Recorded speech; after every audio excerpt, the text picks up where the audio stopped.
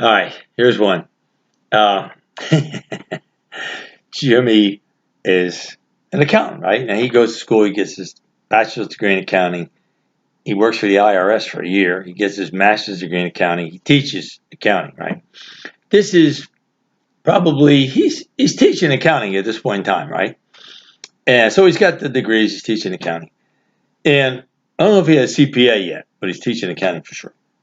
So anyway, he when we were in school, okay, seventh and eighth grade, you didn't. It was just changed, okay. In other words, you up just before that, you could quit school after the eighth grade. Well, a couple of years earlier, you could quit school. That's all you had to go.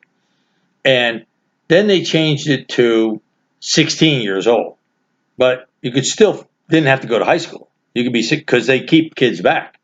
I mean, I was in eighth grade and I'm playing basketball. I was 5'7", tallest guy on our team, and I'm playing basketball against guys 6'5", 16 years old in grammar school because they stayed back. They kept kids back. But when you're 16, you could get out. You didn't have to. You could get out after eighth grade. I think you had to finish the eighth grade. Yeah. But anyway, we didn't have to go to high school. Then they changed it to 16 years old, or you had to finish your sophomore year in high school. Then you could get out. So anyway, but in school they would teach you how. In other words, this is before computers.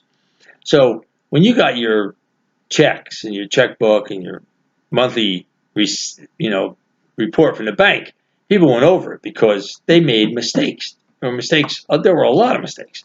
So you learned in school in the eighth grade, because people don't forget that might have been the last school they went to. They taught you how to take out a loan, the different types of loans, a mortgage, loan for a car. They taught you, a loan where they took out the interest first and then you made the payments. Other loans where, you didn't get as much money as you thought you were going to get. Other loans where you got the full amount and you had to pay plus interest. And where you could prepay and stuff. They went over all that stuff. And then how to write a check out, how to balance your checkbook, all that stuff, so you could make sure you weren't getting cheated from the bank. So anyway, we had to learn all that stuff in grammar school, eighth grade. So now here's Duff. He's the accountant, right? So he he has two checkbooks. He puts some $500 in one checkbook, and he writes the checks out of it for a while. After 3 or 4 months, he don't trust it anymore. It's hosed up. He's got a balance in there, but he wouldn't trust it. So he starts writing. He puts 500 in another account, and he starts writing checks out of the other account. And then after 3 or 4 months, he figures, "Ooh, I don't trust that account anymore." So he goes back to the first one. He looks at the latest statement from the bank. He figures, that's got to be good. He don't check it. He just figures it's got to be good.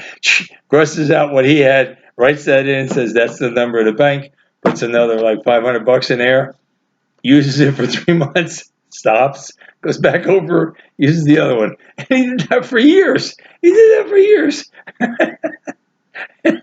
So, I'm telling you, easy going, at times. Easy going, so what? I stuff could be wrong, I don't care, Anyway, easy come, easy go.